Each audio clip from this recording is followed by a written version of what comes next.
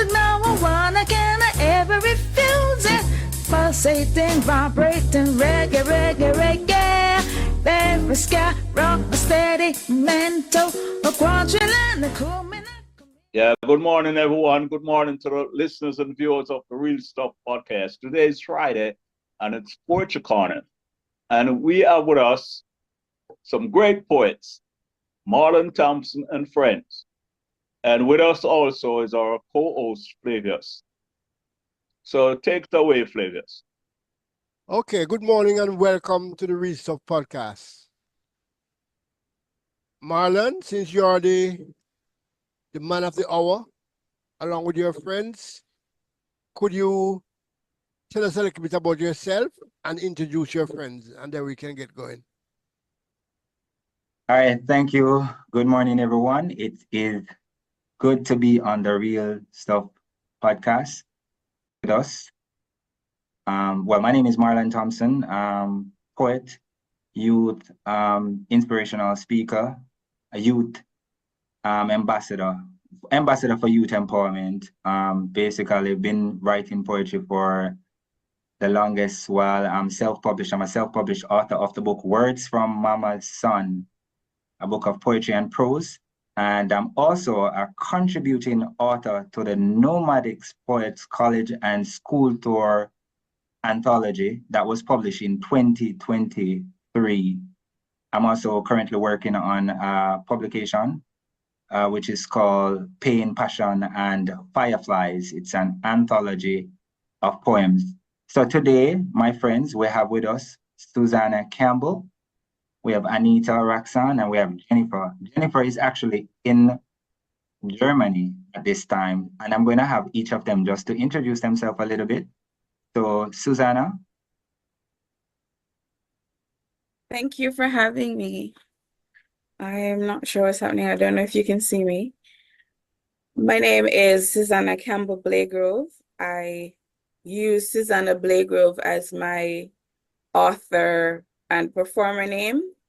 I am a member of Tribe Sankofa, which is a performing arts collective in Jamaica. We do poetry borrowed and written by us, as well as plays, music, etc. I'm also one of the shortlisted poets for the 2024 National Library of Jamaica Poet Laureate competition. So I write poetry basically daily. I also write short stories. I've started doing personal essays and so on, and just looking forward to publishing my stuff a lot more widely online. Thank you for having me. Welcome, welcome. We are not seeing you though, Susan. You're not on video. I think she's trying to activate her camera. Okay. Go ahead, Marlon. Yes, Anita Burke, could you go ahead and introduce yourself?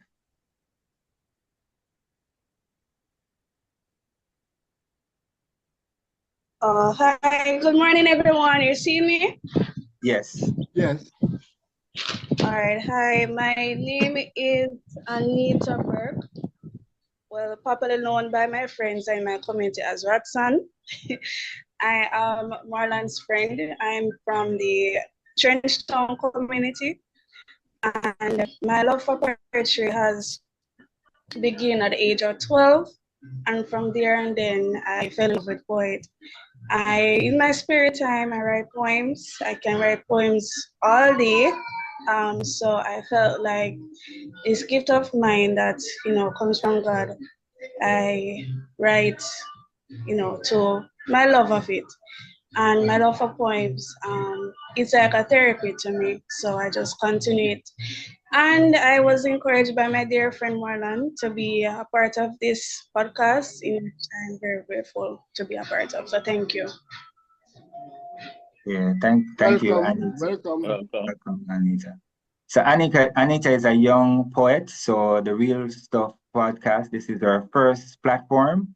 Whoa. So I want to thank you for having her. Yes, this is her first platform. You're very welcome, and you're always welcome. Right. Thank you. All right. So I know that Charmaine just joining us. So I'm going to go to. All right. So Charmaine, welcome. You're just going to do a brief introduction of yourself. Charmaine Blackwood? Yeah, so we're doing an introduction. So I'm just going to ask you to do. Unmute, please, Charmaine.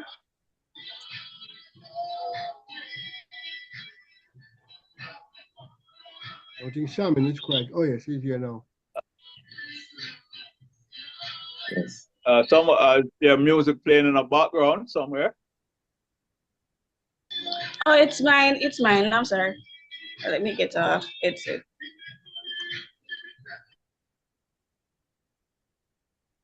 Charmaine, we are waiting on you. Yes, go ahead and introduce Oh, yourself. Right. good afternoon, good morning, good afternoon again, everyone. Sorry for being a little bit late. I had some challenges. So my name is Charmaine Blackwood. Wow, I'm not exactly sure what to share with you guys just yet, except that I love poetry and I also write them. And it's one of the things that I do enjoy and hold very dear to my heart. Is there anything else specific, Marlon, that I need to share? I think the Okay, host. so Charmaine, when did you start doing poetry? Wow. I've always had a thing for writing, but to formally pin down a start date was sometime back in 2021, thereabout. Okay. Wonderful. Okay. All right. Thank you, Charmaine. I'm going to ask Jennifer to introduce herself. I think Jennifer is still in Germany. Go ahead, Jennifer. Could you unmute, please, Jennifer? Hello, everybody. Thanks for having me here, Courtney and Marlon.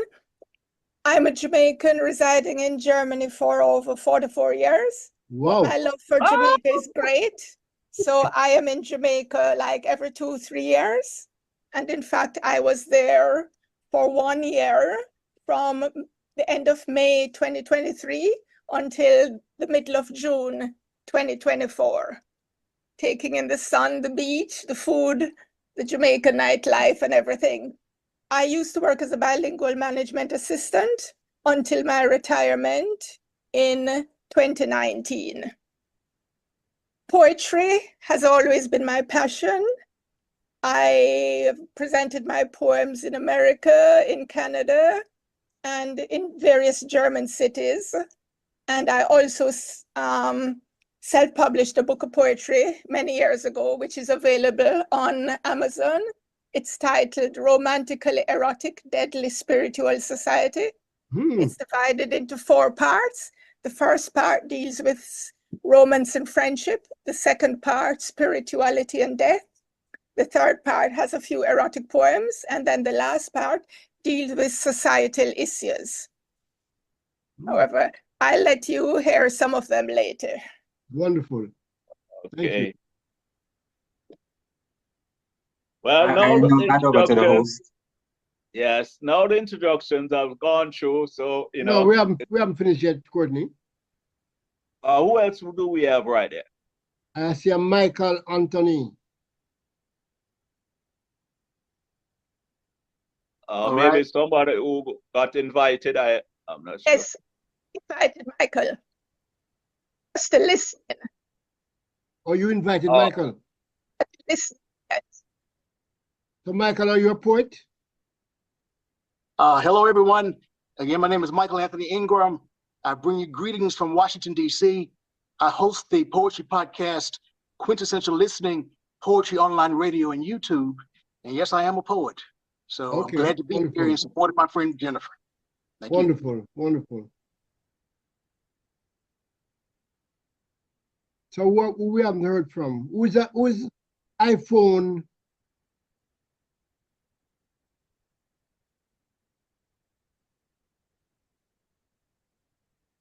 Well, I think I believe it's a everybody's guess. I believe it's a guess. Hmm? The iPhone, I think it's a guess. Okay. Okay. Okay, go ahead, Courtney. Take it away. Okay, now that we've done with the introduction, and I know that it's termed Marlon and Friends, but we have all these ladies, and I know Marlon will understand this, that we have to go with the ladies first. So Jennifer, would just like to go with you to hear one of your poems.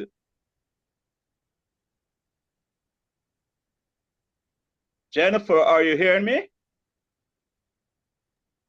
Very spiritual person, although I write romantic and erotic poems, so I like to always start with a spiritual one.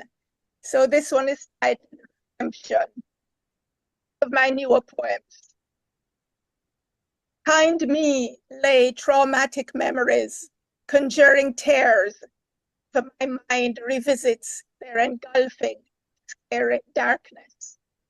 Behind me, some joyful moments gave great hope to a little girl raised in fear, brave enough to venture out, seeking light, treading the dark thoughts of the past forward, towards a brighter future, knowing God is leading the way. No more looking back in fright.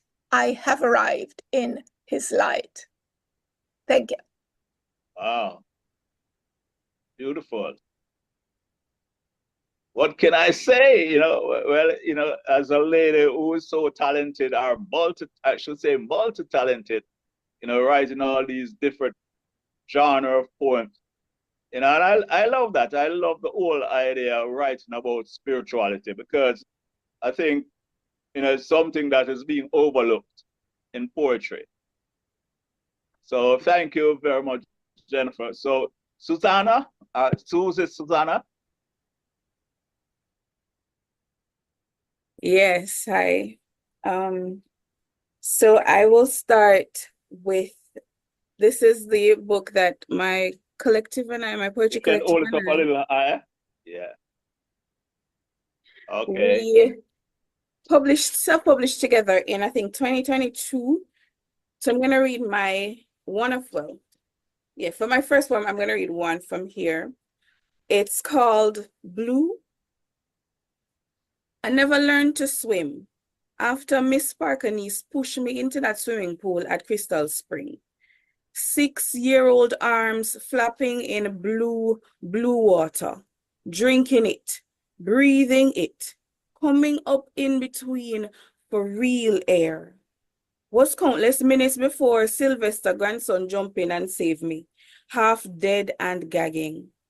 I don't go out in deep water, not in water too blue, too far from shore. But there are places in and under blue water one can only swim to see. Short and sweet. So Susanna, that is more like, it sounds like an autobiographical poem. Yes, it's a recounting of a story. Yes. Okay.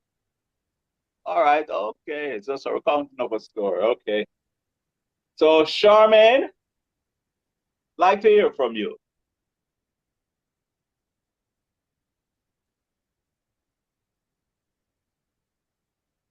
Charmaine, you hearing me?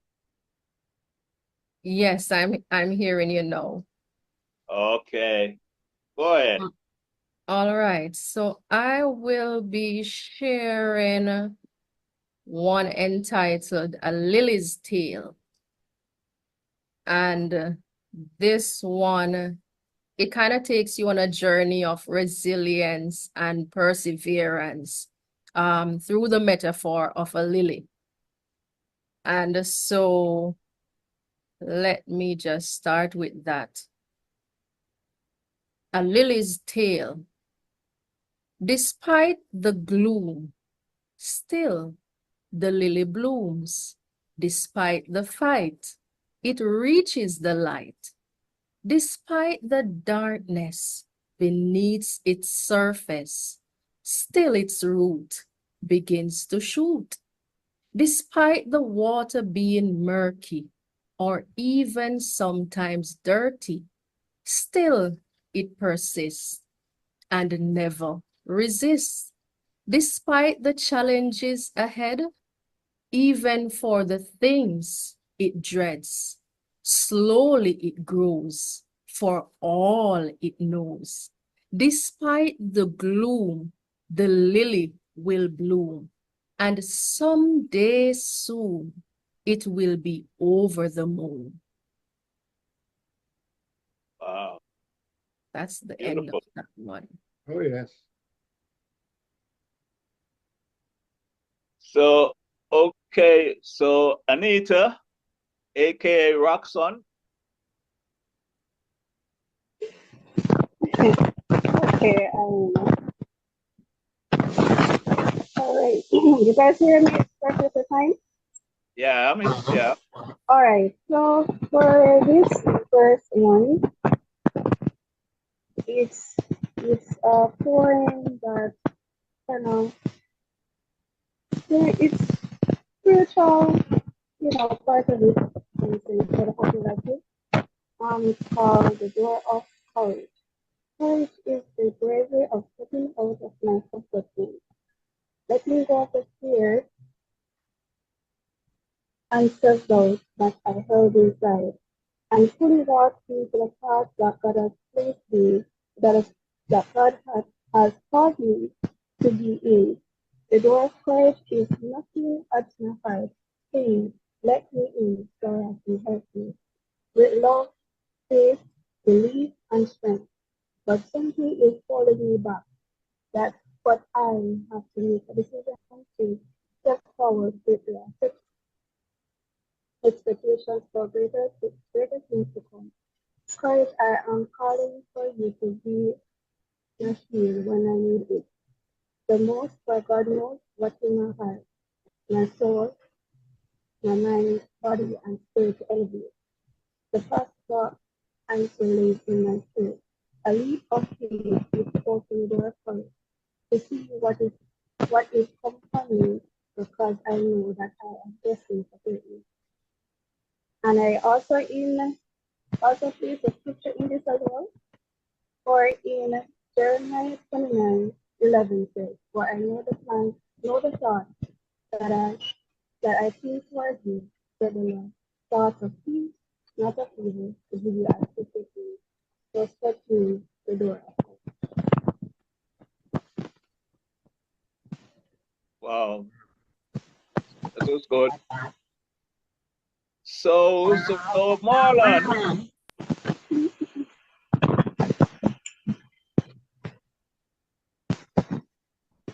Yeah. All right. So I'll go ahead, but I will actually do a collaboration with Susanna. So this piece, we have collaborated on this. So about 10 years ago, we did a collaboration, not for this one. I think it was I Dare to Dream, and because Susanna plays the guitar, so we have been collaborating for the longest while. Recently, we have collaborated at an event. That was very good. And the piece that we did is called Forbidden Love. So I'm going to start, Suzanne. All right. So it's called Forbidden Love. A small smile played around her lips. She blushed with fluttering eyes. My steady gaze compelled her not to look away. She was approaching me. My eyes widened in appreciation at her approach. I took a deep breath, forcing myself to relax. However, she stopped in mid-stride. Her smile dimmed slightly. By now, I was staring in her chestnut brown eyes. Her beauty was like autumn when maple leaves fall, spreading their love like a carpet. She was exotic like a Peruvian lily, hot like a Jamaican Scotch bonnet pepper. Yes, this breathtaking view was like fall foliage. I could see the glow in her face. For she bloomed like an Eden rose. Her iridescent beauty illuminates the room. Her eye cheekbones complement her round face. Her curves defined her womanness. Her complexion was chocolate and rose, with a sprinkle of freckles over the bridge of her nose. I went over to her, making sure my voice sounded warmed and cordial. I said, "Hi."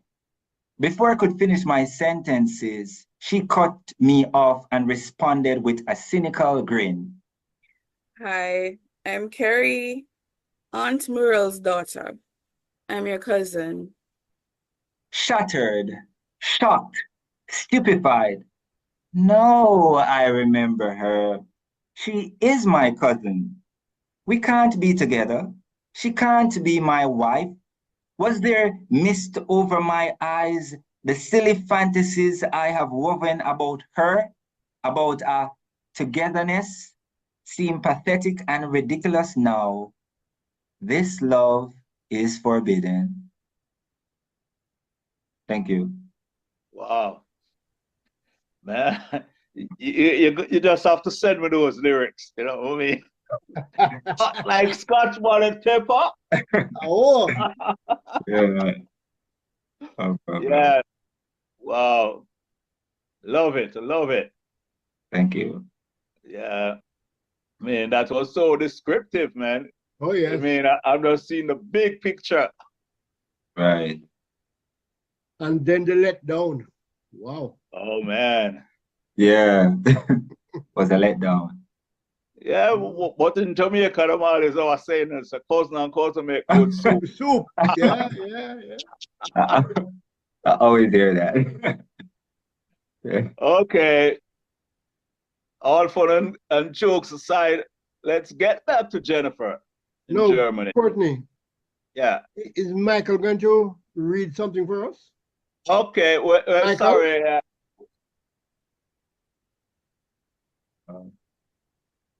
Yeah, Michael can share one of his poems. Michael. Yeah, Michael.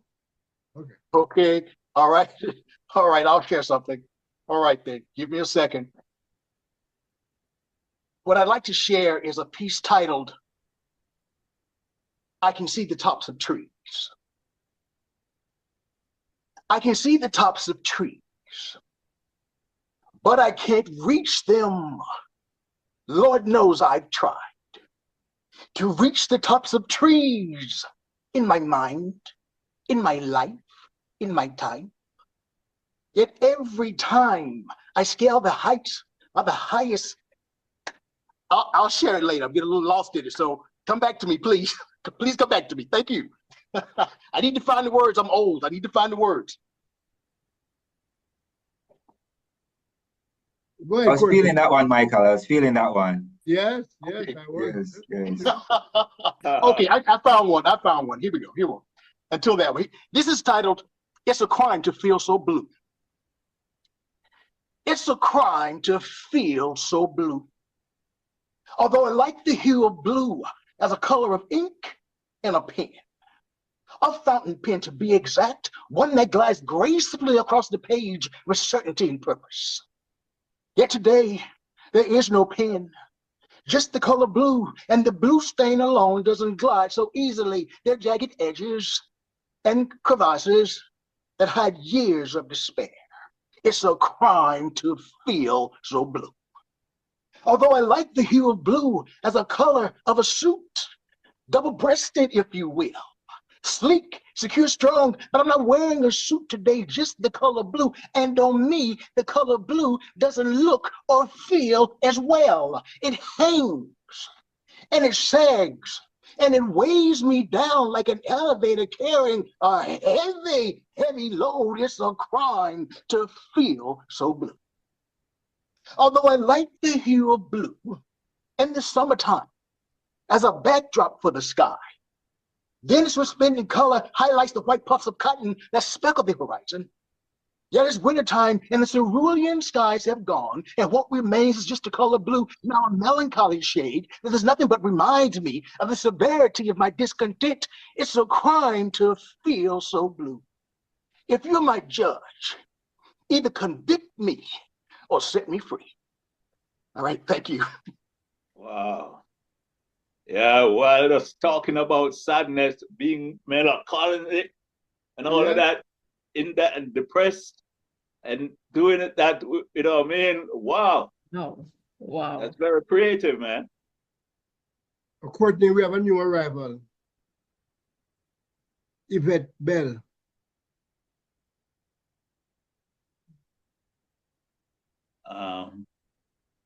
Well, ask her to introduce herself, or Go ahead, Courtney. okay. I was just getting back to Jennifer actually. So, Jennifer, is Jennifer there? Yes. Hello. I'm back. Okay. I'm going to be doing a poem from the social section of my book, Romantically Erotic, Deadly Spiritual Society. Wow. And this poem is titled Brutality. Hmm. So many centuries have come and gone, yet crimes, prejudice, and wars keep going on and on and on. But we want to wake up one day to a new day, to a really new day. One day we want to read the newspaper without getting angry, without regretting that we had learned the ABC. One day we want to watch the TV without needing to flick the remote control or wanting to break it, upset, disgusted by the suffering, the brutality we see. One day we want to listen to the radio without wishing we were deaf, being shocked, saddened, outraged by the news we hear.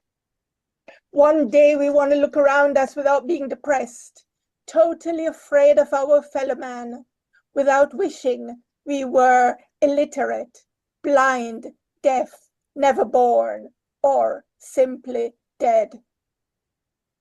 One day we want to wake up to a new day, to a really new day, full of love, free of crimes, free of prejudice, and free of wars. Maybe one day soon, or in centuries to come, we may awaken to that lovely new day. Thank you. Wow.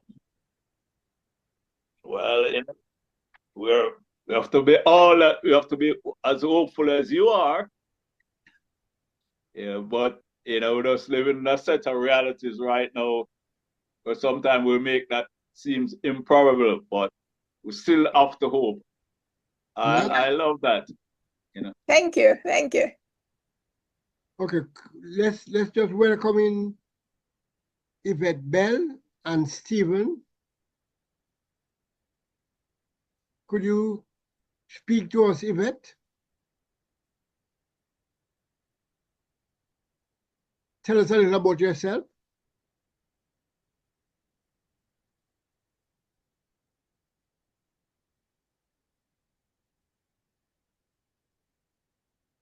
Hello?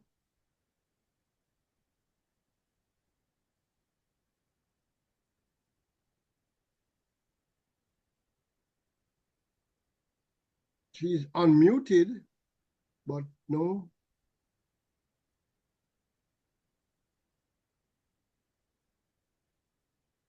Oh, Stephen is here to Okay. listen. Okay, that's fine. Okay. Oh, go ahead, Courtney. I'm not hearing from Yvette. Okay. So Susanna, you're up next. Okay, so in June of this year, I participated in an online forum, which was a 24-hour poetry marathon. So the rules were that you had to write a poem each hour for 24 hours, and this is one of them.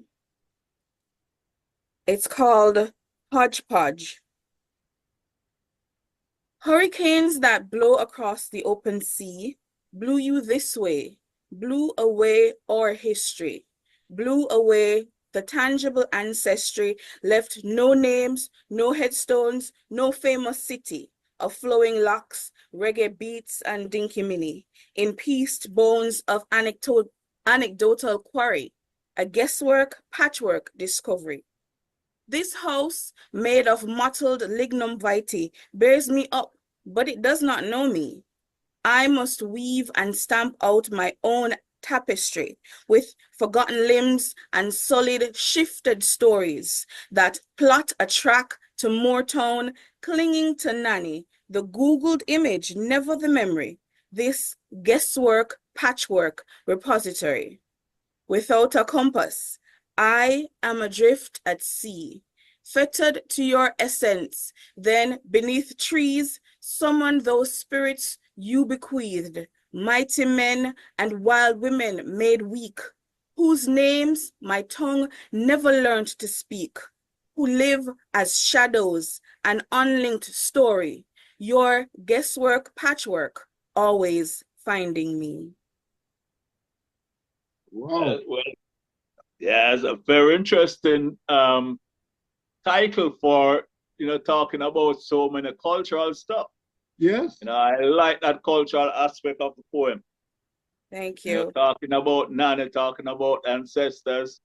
Oh, yes. And sometimes in Jamaica we forget that. It's a good thing that we still have that maroon culture, keeping that alive. Right. Yeah, I love it. Yeah. Are you from Motown? No, I'm not, but where I work, we do a lot of research with them, with the Maroons, trying to document their language and so on. So Where's that? I have a connection. Yeah, Where is that? Oh, the Jamaican language unit on Okay. campus. I think we need to speak, you and I. I need to speak somewhere in that? Hmm? Say again? No, I say I think we need to speak. Oh, sure. We have a program on the Research podcast called Indigenous Outlook.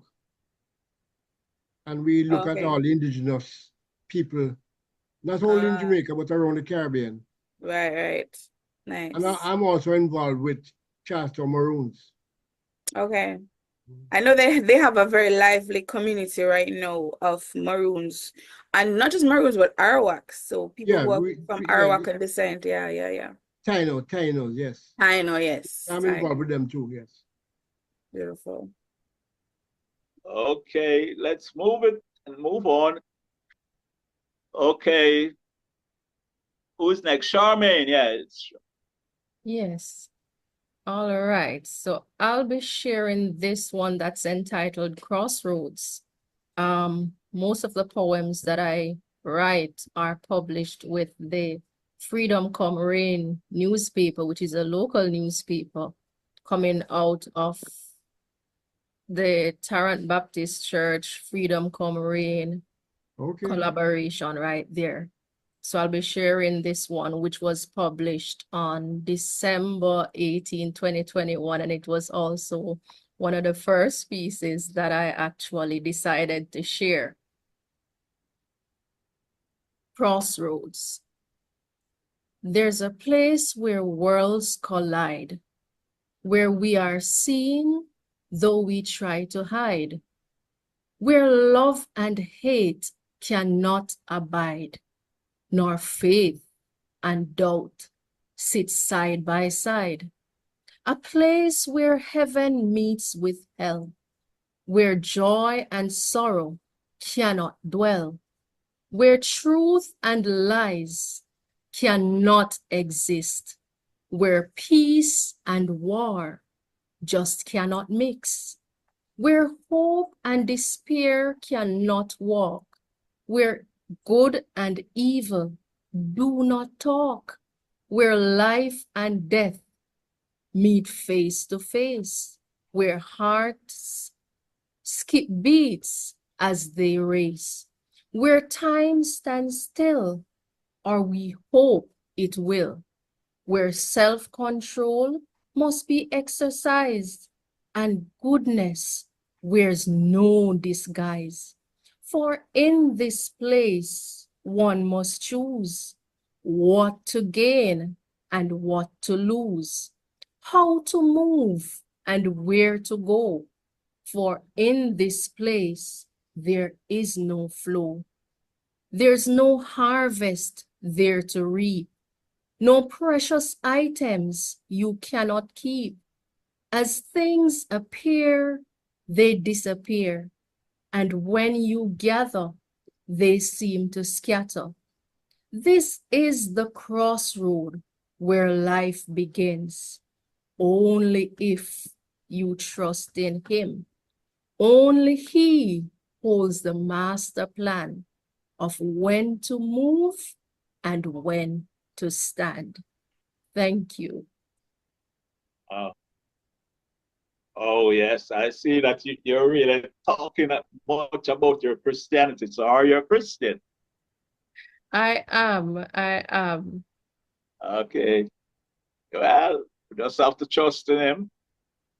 You know, some people want to call him God, some call him Jehovah, some call him Jah, some call him Yah, some, you know, there are so many different names, you know, Absolutely. but it's just one God, wherever you are. True. Well, thank you very much. You're welcome. Okay, Anita, you're up next. I thank you. So, for this next point that I'm going to share with you guys, is inspired by backstory. I was experiencing a very rough situation in my life, and it just continued to rise, continued to rise. So with this Excuse me, point, Anita, can you turn up your volume a little more or something? for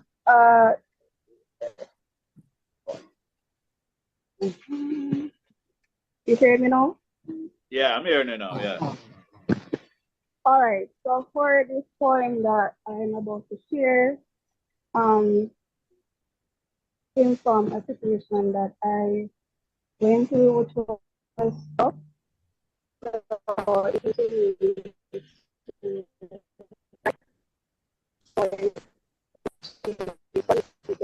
to feel, you know, to write it. Whatever kind of yes, I for. Oh. Yeah, it's that.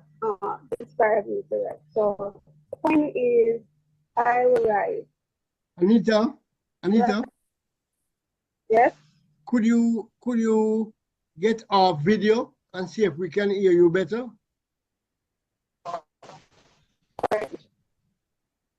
If you turn off the video, yes, we might be able to hear you clearer.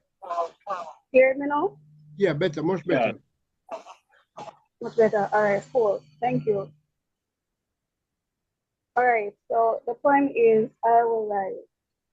Rise through the pain for the rain to fall on my heart, for it to blossom to joy from within me.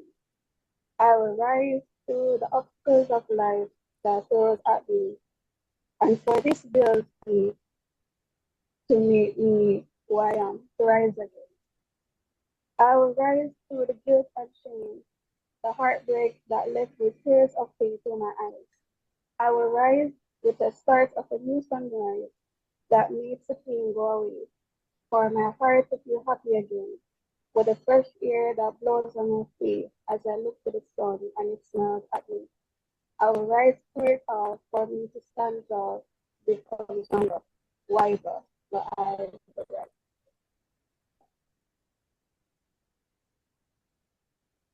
Okay, thank you very much, Anita. Okay, so Marlon. Yes, Bernie. Okay. All right, so I'm going to share a poem and it's called Morning in Trenchtown. Now, I want to explain this poem a little bit before I get into it because it can be misinterpreted.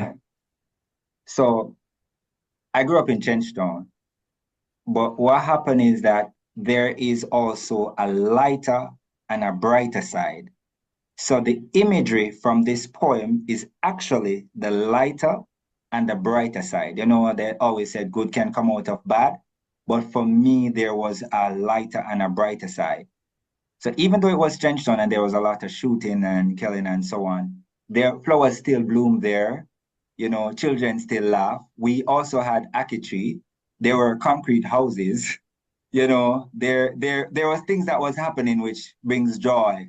So I had focus in this poem. I zoom in on the positive side.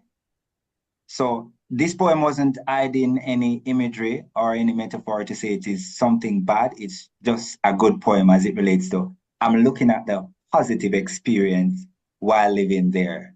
So I thought I explained that because persons might say, oh, you know, that's not Trenchtown. I thought you should be writing about shots being fired and people dying and, you know, people are hungry and things. But this poem really captures the lighter and the brighter side of Trenchtown.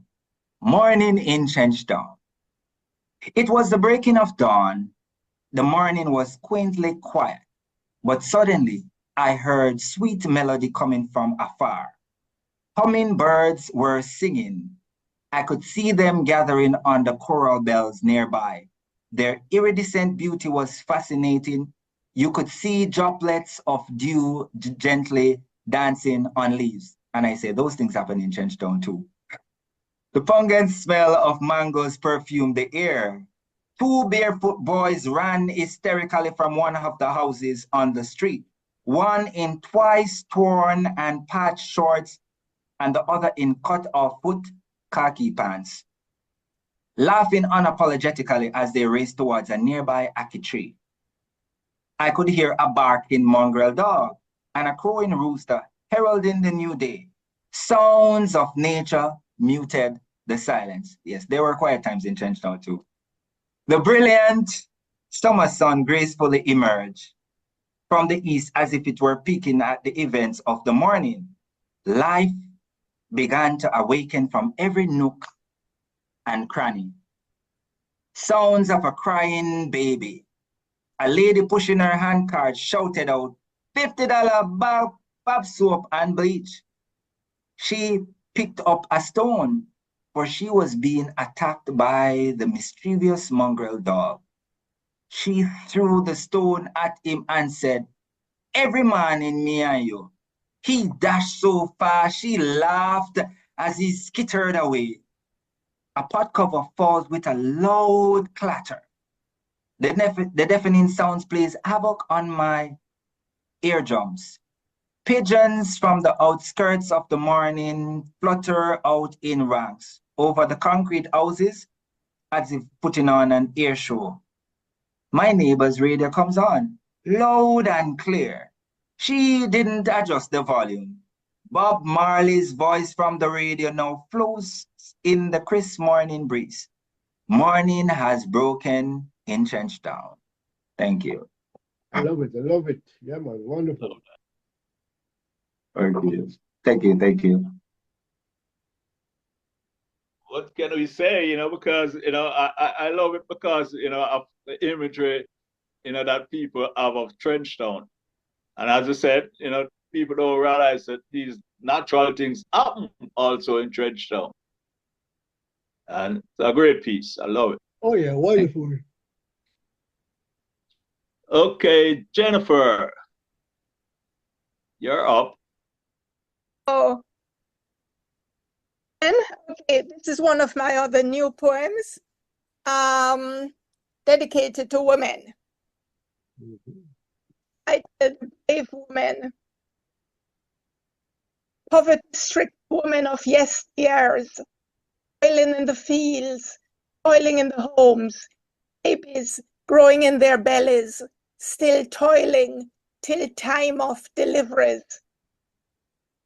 Men of yesteryears, freedom fighters, war heroes, national hero Nanny of the Maroons, slave revolutionaries, paving the way for their male counterparts who bask in their glory.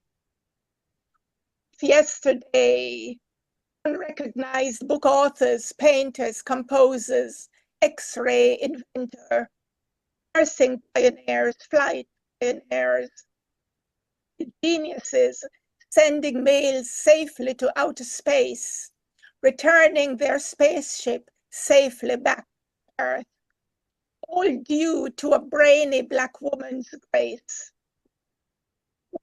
Today, leaders of nations, business executives, astronauts, doctors, engineers, pilots, scientists, actresses, truck drivers, mechanics, top models, pop stars, painters, prime ministers, and presidents. Our women of tomorrow will continue to share the sorrow. Our women of today, still toiling in the fields, still toiling in the homes, still toiling till time of deliveries. Women have come a long way. Still, many more women remain confined to their homes, prevented by men from getting a solid education, engaging in their desired profession. Will there ever one day be retribution? End of poem. Oh, and with a question like that? Well, we see that, the society too is moving to a matriarchal society. And, I don't know if men noticing that, but, it is very obvious right now. And, if a certain event happen in the US, then, we'll know that, this is really happening. Well, we see how society, and I like how you really show how society has evolved. Okay. Because now, and we, men have to really understand and see this and support our women, especially we as Black men. We need to recognize that and knowing, because you see, what happens society is not expecting this that is happening, because they were looking for it to happen from the man. Yeah. But I'm happy that it's happening this way. So that way, because from ever since, slavery, the women, people don't realize it was the women who were protecting the men. When they were beating slaves, and slaves couldn't, women have to feed the men with their breast milk because the men weren't get enough food. So, it's a great piece, it all depends on how people's perception, but it's a great piece. Yeah, thank you. My voice is a bit scratchy at the moment, but I hope it came through okay. Yeah, it came true. We were listening to the words, to the lyrics. Yeah. So thank you very much. So, Susanna? Oh Lord, I have to follow that. Wow, yeah, I know. It doesn't feel fair. All right. But poets come with different creativity, Oh, yes, Everybody have the definitely. style and their own kind of creativity. Definitely. All right, So so that's how it is. I'm going to Go follow ahead. in the same kind of vein, another story about another set of women. Where's my book? Let me do this one instead. So one of the themes that I always return to is ancestry being a part of the definition of self. So ancestry and self-identity being connected. So this one is called First. Who is that woman that made me? Endless years and untold distances ago. Was she on that pear-shaped land, or was it some other now lost? Was her hair blackest of blacks, tightest of curls, knitted cornrows, plaits, locks? Were her eyes deepest brown, black, omniscient and wise? Are they wet with tears of her fate, or are they bright and defiant? Does she look like my sister, dreaming and hoping? Or is she my mother, J-ray in hand in a room of laughter? Is she my grandmother, hat in one hand and Bible in the other? Is she the aunt who raised her boys to be warriors and her girls to be something less? Is she my cousin, girl interrupted, broken and beaten? Is she my uncle's wife, loving her man in spite of? Is she me, tossed about, unplanned, unseen? When I glimpse her clearly, she is broken and laughing, rum cup and Bible, dreaming and defiant. She is we, Selah. Wonderful. Yeah. Yeah, I love that antithetical, approach, Oh, yes. showing, on both sides about a woman. Yeah. So, okay, Charmaine, you're up. All right, so this one is entitled Wild Horse Broken by Love. Wild and free I rode along, singing to my very own song, hearing my own heart beat, listening to the rhythm of my own 2 feet. I could control my own pace, for I was in my own race.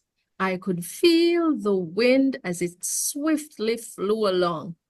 I was fast and never slow, built for speed.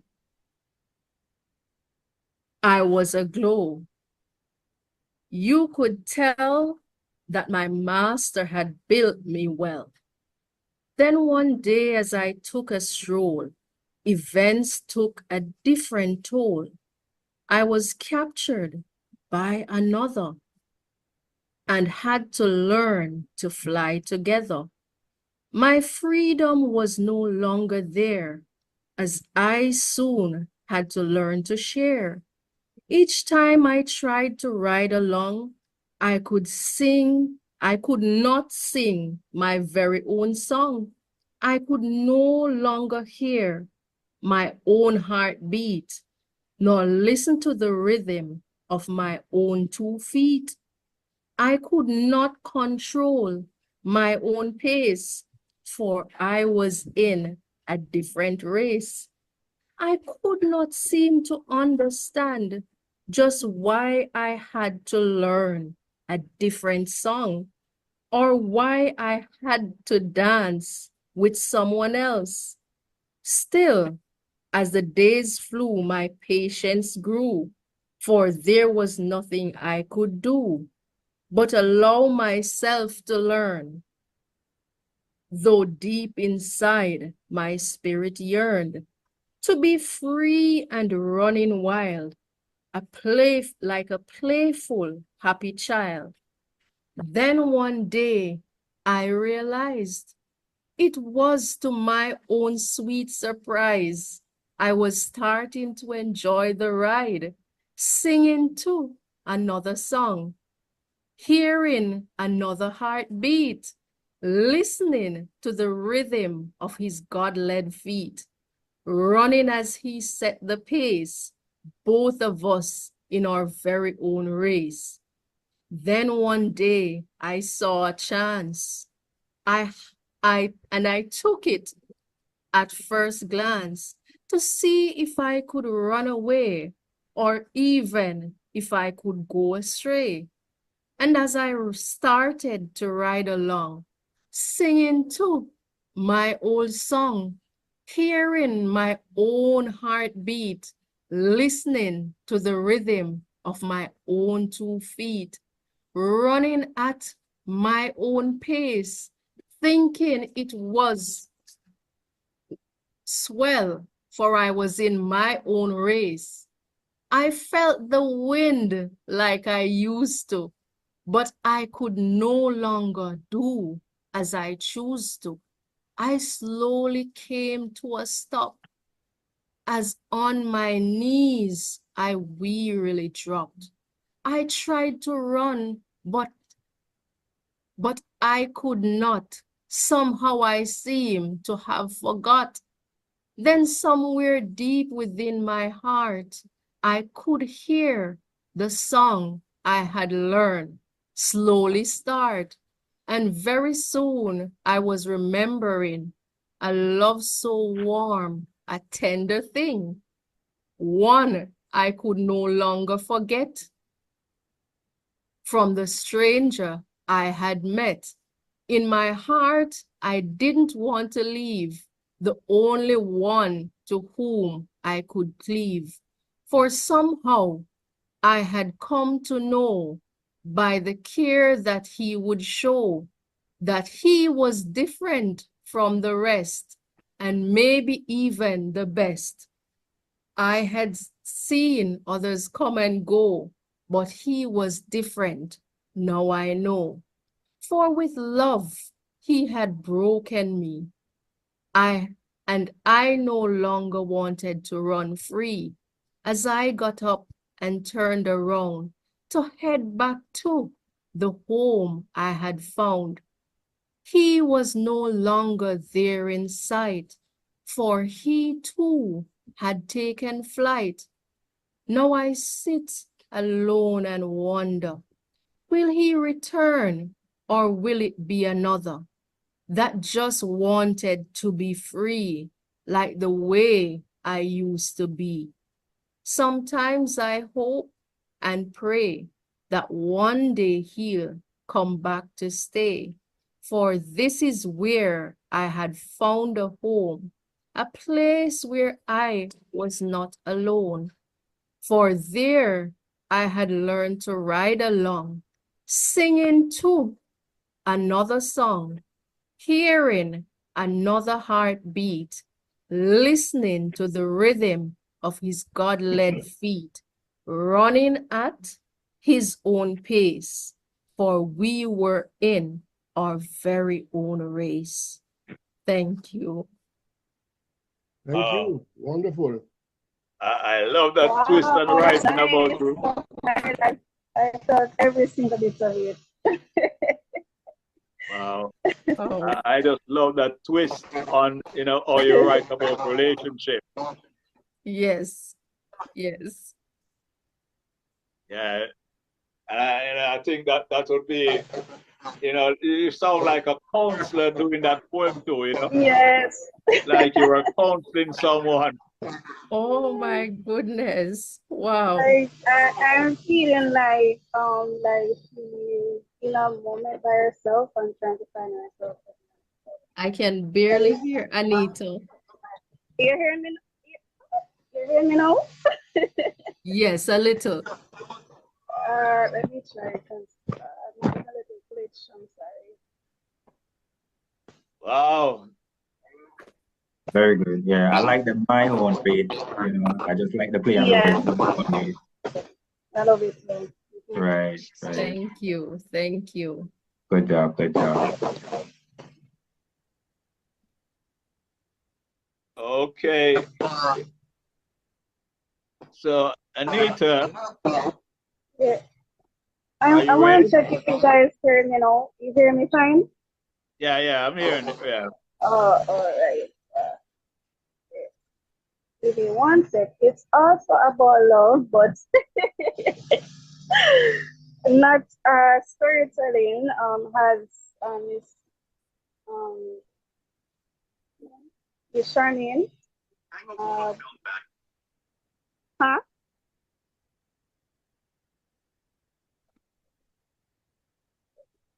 Go ahead, Anita.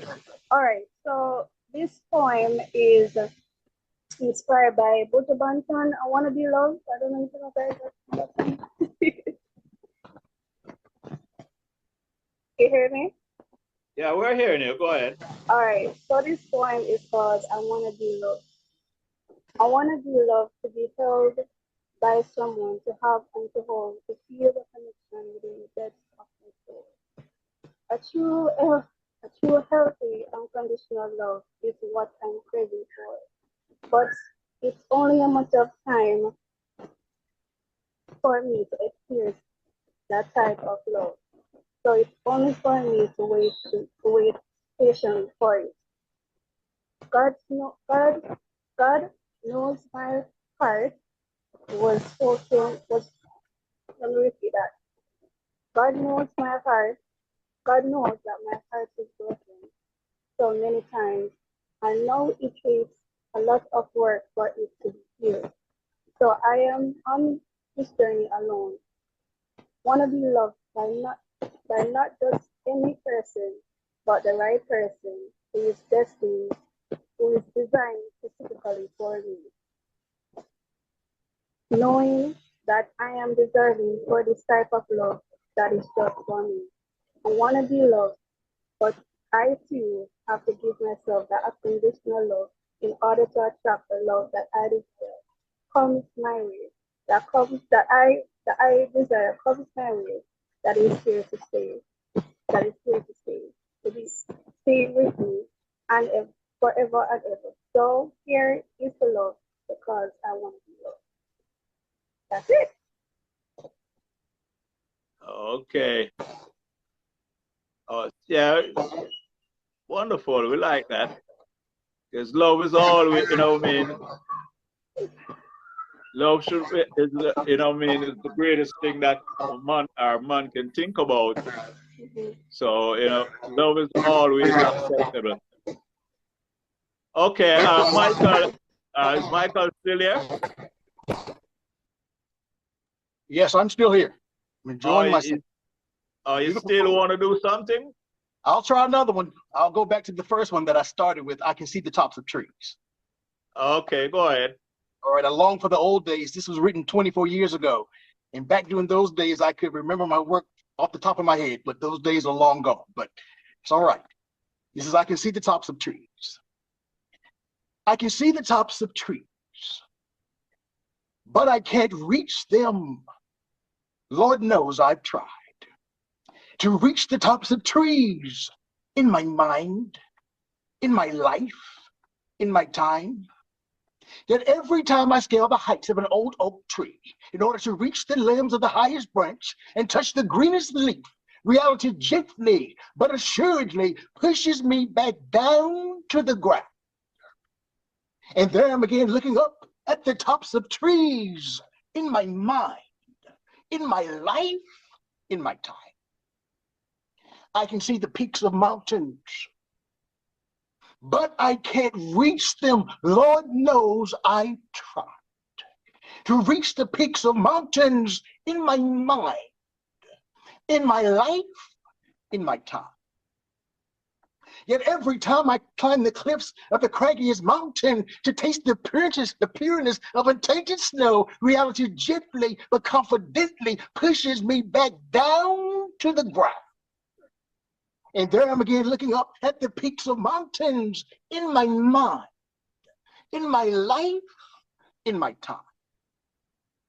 I can see the crest of clouds, but I can't reach them. Lord knows I've tried to reach the crest of clouds in my mind, in my life, in my time. Yet every time I fold my arms in order to cradle a wisp of God's immaculate breath, reality gently but willfully pushes me back down to the ground. And there I'm again looking up at the crest of clouds in my mind, in my life, in my time. I can see the meridian of the sky, but I can't reach it. Lord knows I've tried to reach the meridian of the sky in my mind, in my life, in my time. Yet every time I stretch out my arms to seize a piece of Mount Olympus on high, reality gently but deliberately pushes me back down to the ground. And there I'm again looking up at the meridian of the sky in my mind, in my life, in my time. Reality, won't you stop pushing?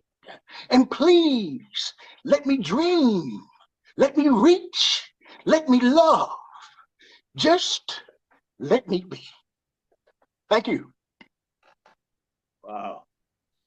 Oh, Michael, you sound like a whole Baptist preacher, man. And I love the depiction, and I even love the expression, your hand expression and all of that too. Yes. Wow. Yeah, Sometimes it pushes you back down to the ground. But you got to keep holding on. Got to keep holding on. It's like the reality was just brought to life with that kind of expression.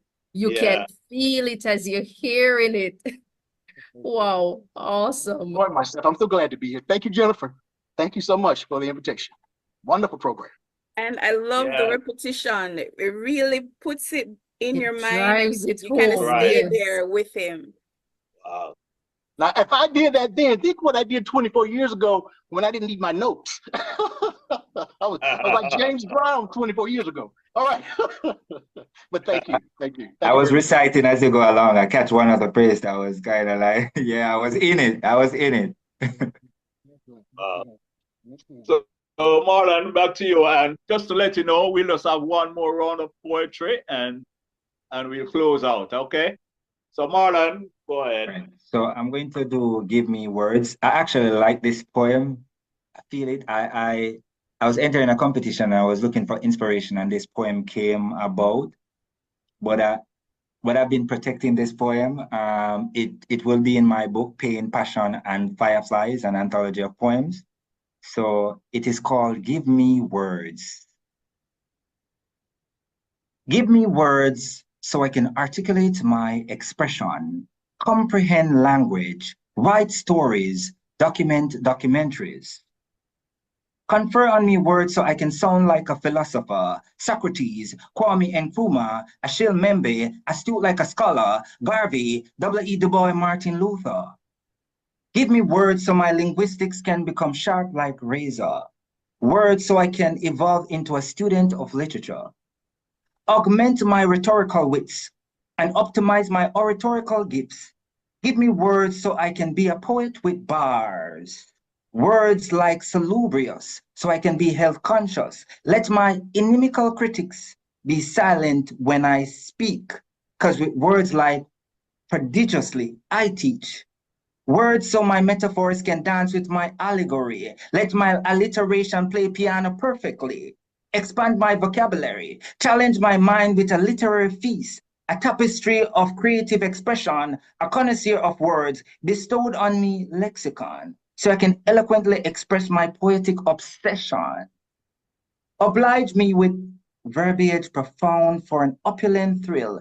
Give me words. Yes, give me words so I can write the king's speech, paint a lyrical canvas, become perspicuous and proficient when I speak. Give me words. For me, it's a gold mine. I could use words to adorn my princess with decorous rhymes.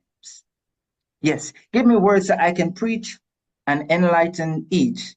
I will use a megaphone so distant land it will reach. Real Stuff Podcast, give me words. Thank you. Well, I forgot to find a dictionary in a little bit. Thank you. Wow, that was great, man. Great. Thank you. Yeah, and I love the whole poetic expressions, talking about alliterations, allegory, the different stuff, the metaphors and all of that. Because sometimes some poets miss all of these things, But that was great. I see why I was trying to protect that poem. And I'm glad that we get to hear it right here. Thank you. Wow. Yeah. Wow.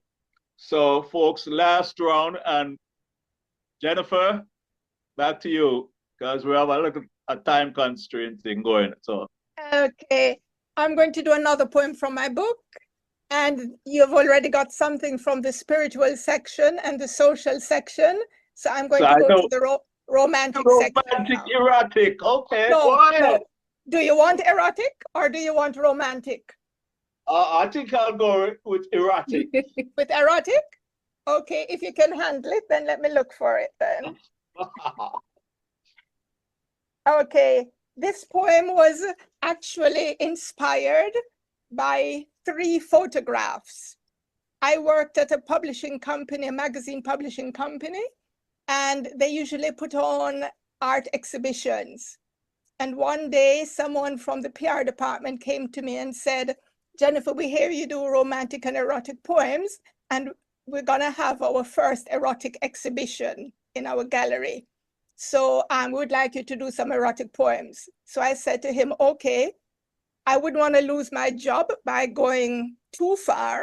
So therefore, let me have the brochure of the photograph so that I can judge what to do based on the the photographs that will be exhibited.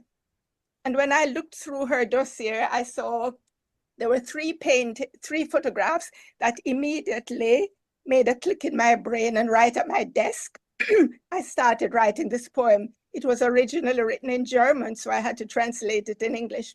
One of the photographs, I mean, you saw a couple in the shower.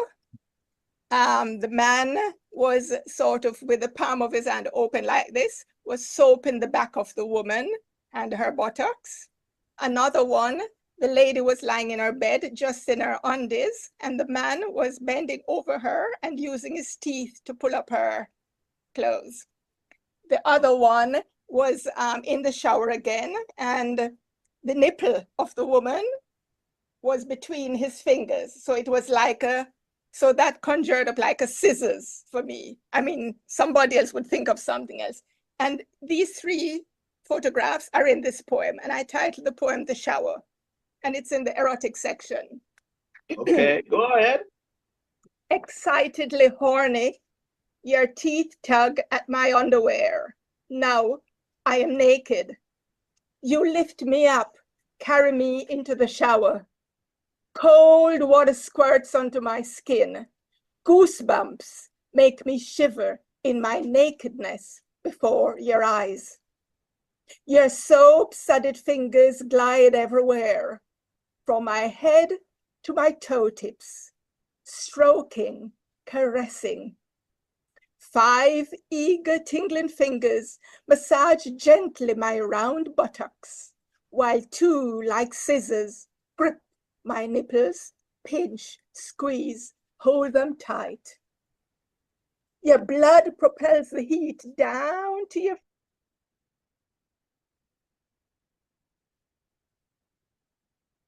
You're muted.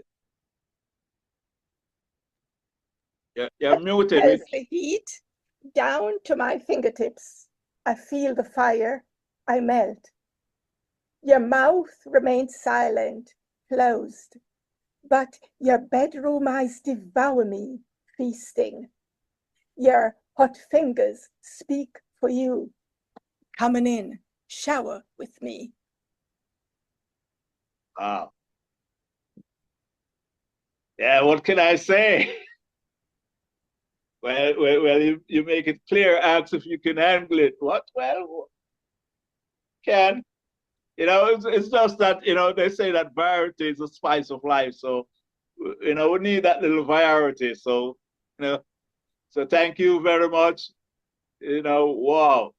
That's all I can say. Susanna? I feel like we just need to shift up this line of readings. Oh, that was beautiful, Jennifer. Thank you.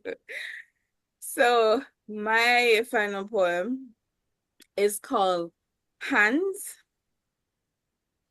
And I think it's the kiddie version of Jennifer's.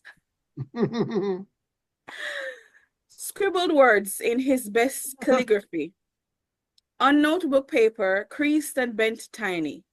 My name on the outside fold in bold script smudges as it wades through sweaty fists.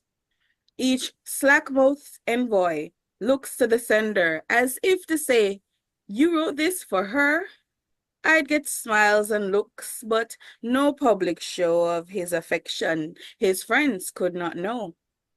There were sticks and stones, and some things not done, like claiming a girlfriend who was rotund. Though we talked after school, he'd write letters almost every day to girls prettier. And they drew red hearts in notable corners, signed his name and theirs like wedding favors. While Julie sat on his lap every day, made sure none of us missed their PDA, he'd sit next to me for after-school class. Beneath our table, he would hold my hand. His sweat was mine and my sweat was his, briefly, intricately a part of him.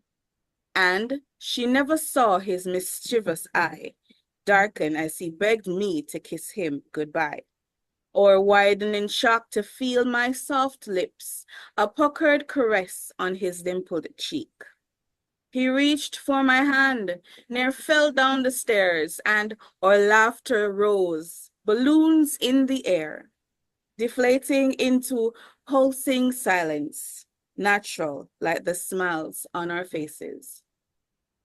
He smiles at me now, in front of everyone. Mutual secret by that act undone, and notebook paper of silvery hue unfurled in my hand with words, I love you. Oh, from erotic to romantic. Yeah, Oh, that is some follow-up. Oh, yes. okay, Charmaine. All right. Wow. Wow. So this one is entitled Unbridled Desires.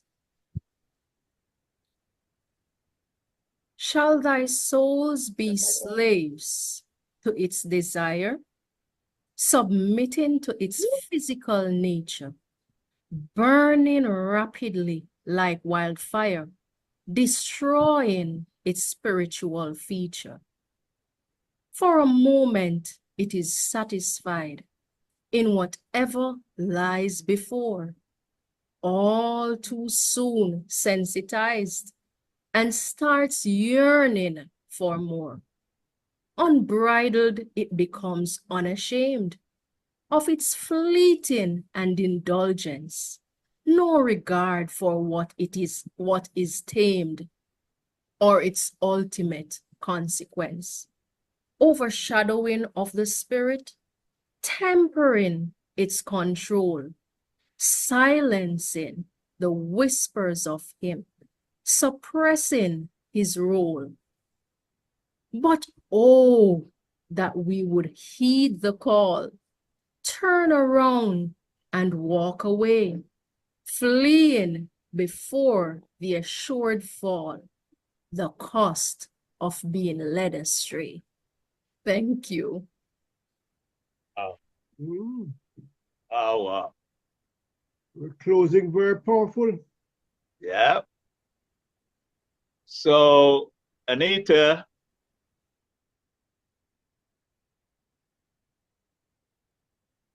are you there? Yes, I am. I'm trying to watch the sun as perfectly as possible. Hope you guys can hear me. Okay, go ahead. All right, so my last one is I wrote this last year, May, and this is where I was at Hove Gardens. Gardens, fresh air, surrounded by nature. So because of that, it inspired me to write this poem. It's called I don't really have a title for this, but but it states at the garden with the tall trees and the cool breeze as the sun sets by. For it to rest, no wonder I'm so blessed. People passing by with family and friends while enjoying this amazing atmosphere with so much excitement after. The garden is so big and free, no wonder people love to come love to go there to relax and have fun.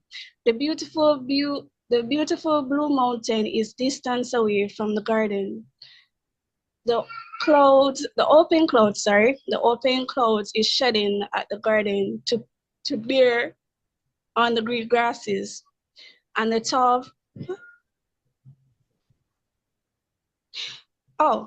trees for it to spring in order to bring forth fruits and leaves, at the end at the garden to relax my mind, soul, and spirit from the toxic environment, to breathe and to live a little, to comfort my soul as I am surrounded by nature at the garden, which is my favorite place to go to. As nature's breeze through my body and comforts my soul and broken heart, therefore there is so much to experience at the garden, where people and nature combine to share love, excitement, family, food, and relaxation. and so much, and relaxation, sorry, and so much more. For there is life and hope at the garden that is called Hope Gardens. So this poem was entitled At the Garden. Yeah. Okay. Okay. Okay, Michael, then Marlon, and then we close out. All right. All right. Here's the last one. This is my signature piece. And the title of it is Shelling Beans. And I wrote it as a tribute to my mother, but I think the message is universal. And has anyone here ever had to shell any beans or shuck any corn or peel any potatoes or any of those kinds of things? Oh, yes. It's titled Shelling Beans. All Yeah. right. In a small southern town, not too far from the one that you no longer claim, I recently visited my mama. I needed to get away from the maddening crowd, the boastful talking aloud. Now, I am no longer what I once was. I left that back there just because. I needed to see her face.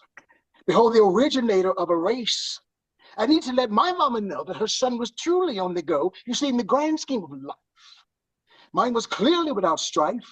Had overcome that small town mentality, embraced big city formality as a journey among men, degreed and all too big to fall. I wanted to let my mama know I had become all that and more. In the kitchen there she sat, big, beautiful, black and fat, smiling from ear to ear. Her baby was home too long that he'd been gone. God's done come. Old cousin Essie snickered. You see, some of her boys were in jail, so jealousy oft-time flickered. Mama, I said in a loud voice and proclaimed, for you, the world I've tamed. I'm bigger than big, bolder than bold. When I walk, my waves paved with silver and gold. So ask me, Mama, about the places I've seen. You need some money? Here's yours. My pockets are filled with green. Come, son, she said, in a voice both nice and sweet. Come sit here at the table and help your mama while she's still able. Child, what a day I've seen. Grab that sack and help shell these beans. Mama, I said with an incredulous voice, I came back here by choice. I've been out walking with kings and queens. I don't remember nothing about shelling beans. You see, shelling beans is for the common man. I gave that up when I left the land. So ask me, Mama, about my plate of riches. You need a new dress, I'll buy you one inlaid with gold stitches. She looked at me in her wise old way.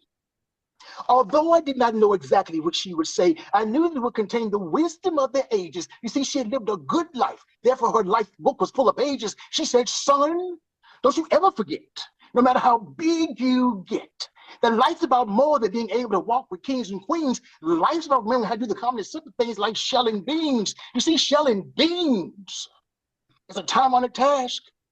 And if you don't remember how, then I should have never asked. But it means that you've forgotten that true wealth comes from the fruit of the earth, from any place else. What is its real worth?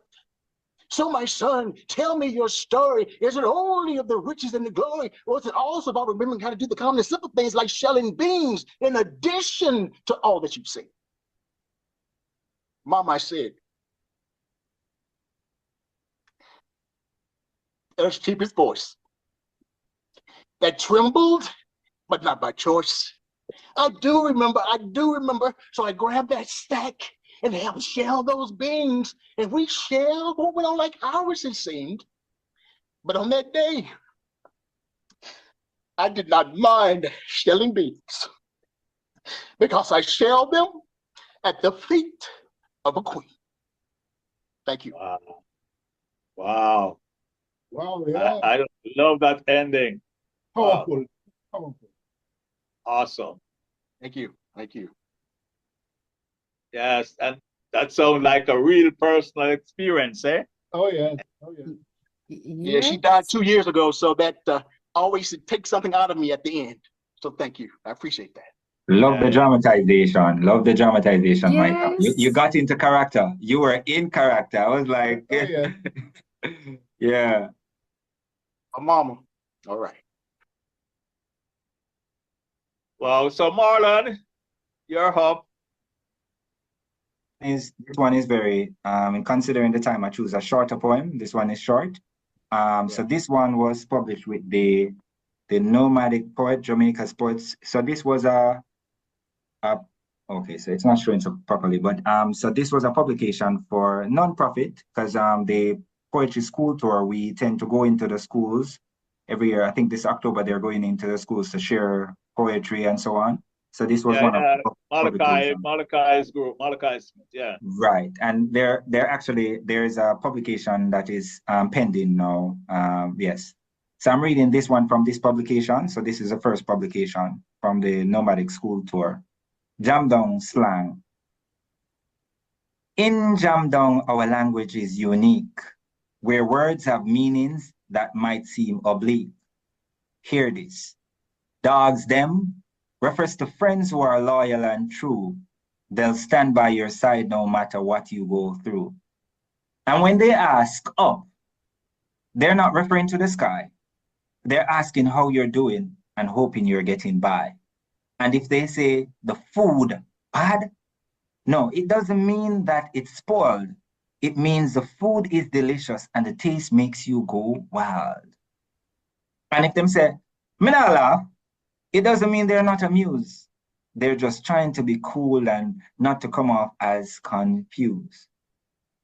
Nah malalai is an expression that comes with a grin. They're not calling you a liar, but agreeing with you. Because for them, it's a regular thing. In Jamaica, our language is a melting pot that continues to evolve. So next time you're in the streets and hear these words, don't judge. Take the time to find out the meaning, after which you will like the buzz. Thank you. Thank you very much. Thank you. Thank you very much, Marlon. You know, and it looked like we're after a Marlon and Friends Part 2. Of course, and 3. Yes. I really enjoyed, this session. And just a little bit reminder and asking you a favor to subscribe to the Real Stuff podcast. Yeah, because we've been doing our work and we don't get much subscription. I just guess because we're not talking all the kind of trash about doing the real stuff. So please, subscribe, encourage your friends to subscribe. And when this podcast is out, you can share to their friends, tell them about us, please. Yes. Let me know when it's going to be on YouTube, and I'll send the link to everybody. Wonderful. Okay. It should be on YouTube on the weekend. Okay, good. Awesome. Great. And I'll subscribe today. Wonderful. Yes. And of all your German friends to subscribe also. We need subscription badly. Yeah. Need a lot of subscription because subscription, this whole YouTube thing is based on subscription. How many people subscribe? Yes, I know. And that keeps us going. Okay, well, good luck. Thank you very much. And thank you for having us. Thank you for having us. We love having you. Well. And yes. I want to know that this is now your platform. So, when you want to come on, just speak to Courtney. Okay. And he'll make all the arrangements. You. You can invite the other friends, You could have a and if you have more poetic friends who would like to friends, come and Susanna share their and friends, poetry, we'll make ourselves available. Oh, yes. Yeah, Okay, good. of course. It was wonderful. Thank you so much. Thank you very much. Yes, thank Fantastic you. program. Thanks for Wonderful. having us. Perfect. And Susanna would love to invite you to our Indigenous Outlook. You can come and speak to us about language. Sure. We have a section that we are bringing forth now for Indigenous language of the Caribbean. I know you know that there's a lot of different languages. Yes, yes. So Courtney will get in touch with you. All right, no problem. Wonderful. Okay, and Michael, you said you have run a poetry show too, right? So just please leave your links in the chat. He left though. I think he left, right? Okay. Okay, Jennifer. I think Jennifer. Yeah, Yes, Jennifer. I have it. But, okay, wonderful. If you're gonna look out, I'll send it to you on WhatsApp because Okay, no problem. Please do. Okay. Signing off now. I wouldn't be able to look for it in time. Yeah, man, no problem. Okay, no problem. You can send to me at WhatsApp. Okay, then. Yeah. Okay, back to you, Flavors. All right. Well, just to say, we are very happy for you coming, and giving us this great, wonderful performance, So we definitely will be arranging more of this with Marlon and his friends. We really loved it. I enjoyed it immensely. And thank you so much.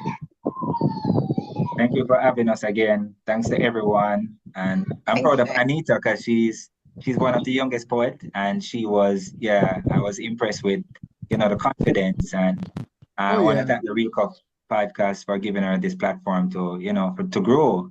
Yeah, man, she can come on by herself. Also. Anytime she wants to come on, no problem. Thank you guys so much. Thank you. I really appreciate it.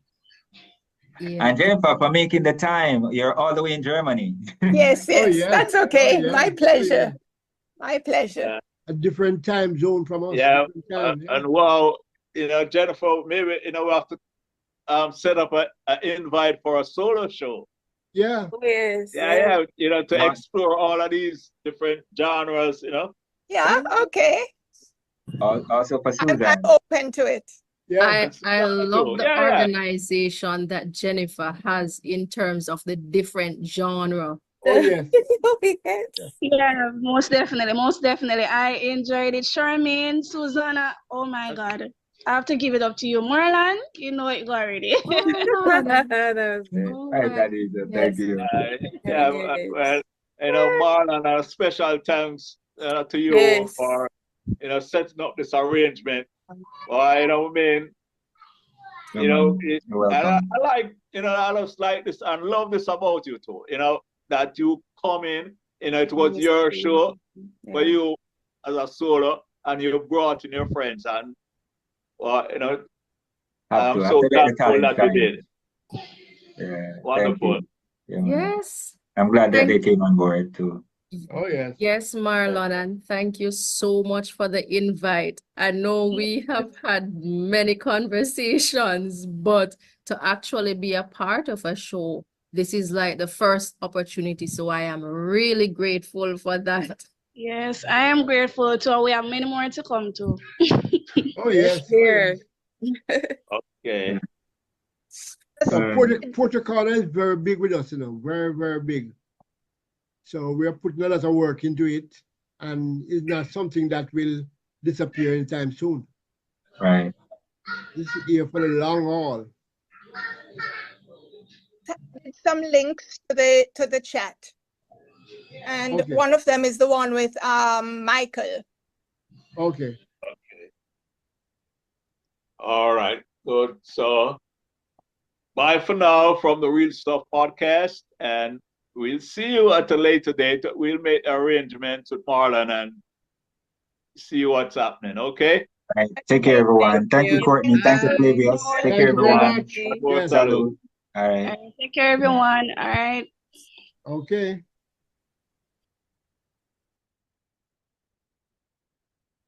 Courtney, did you take all the information?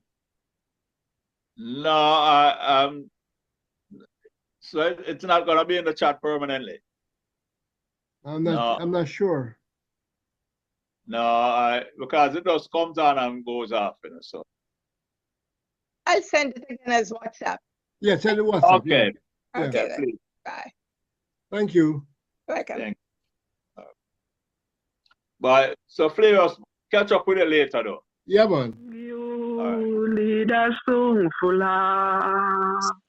You belong far away away. Ajuguala Lebabu Seru. Lida Mua, Lida Sungfula. Lida Mua, Lida Sungfula. Well, unfortunately, this is it. Till next time. Bless.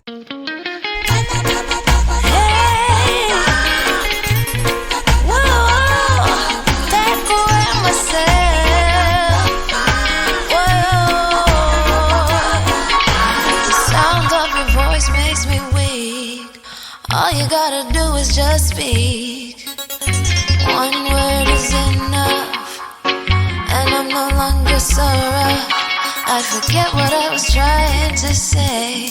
I no longer do what I was gonna do, but you're no good for me.